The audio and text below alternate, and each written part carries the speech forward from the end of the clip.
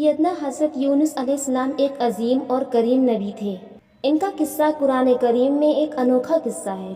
आपके वालिद का नाम मत्ता था और आप सैयदना इब्राहीम अलैहिस्सलाम की नस्ल से थे। आपका एक नाम जोनू भी है, यानी मछली वाले। इसी तरह आपको साहिबुल हुद भी कहा जाता है। अल्लाह ताला ने आपको इन सब नामों से पुकारा है। अल्लाह ताला ने हज़रत यूनुस अलैहिस्सलाम को नीनवा बस्ती की तरफ रसूल बनाकर भेजा। कुरान मजीद में अल्लाह ताला सूरह शाफ़ात आयत नंबर 139 में फरमाते हैं, और बेशक यूनुस रसूलों में से थे। नीनवा बस्ती की आबादी लगभग 1,20,000 थी और यहाँ के सारे लोग कुफ्र पे थे। यूनुस अलैहिस्सलाम उन्हें साल दर साल दावत देते रहे, लेकिन वो अपने कुफ्र पर ही डटे रहे। फिर उन्होंने सैयदना हज़रत यूनुस अलैहिस्सलाम पर जुल्म सितम शुरू कर दिया। जिस तरह दूसरे अंबिया कराम के साथ करते थे, उसी तरह उन्होंने उनके साथ भी वही सलूक किया।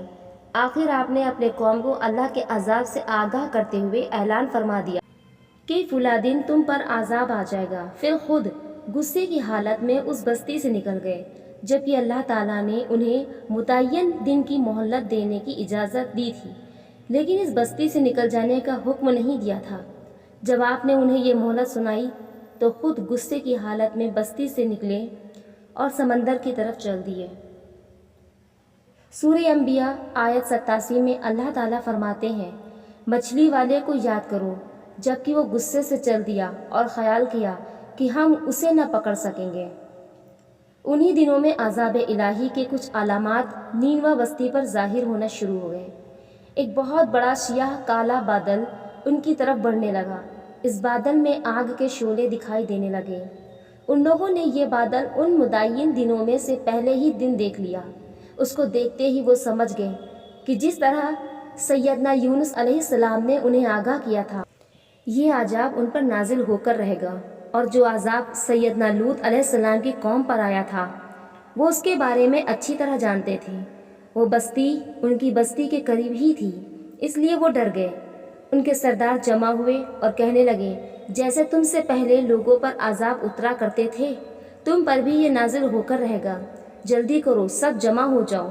चुनांचे उन्होंने इस बात पर इत्तिफाक कर लिया कि सैयदना यूनुस अलैहिस्सलाम ने बिल्कुल सच फरमाया था।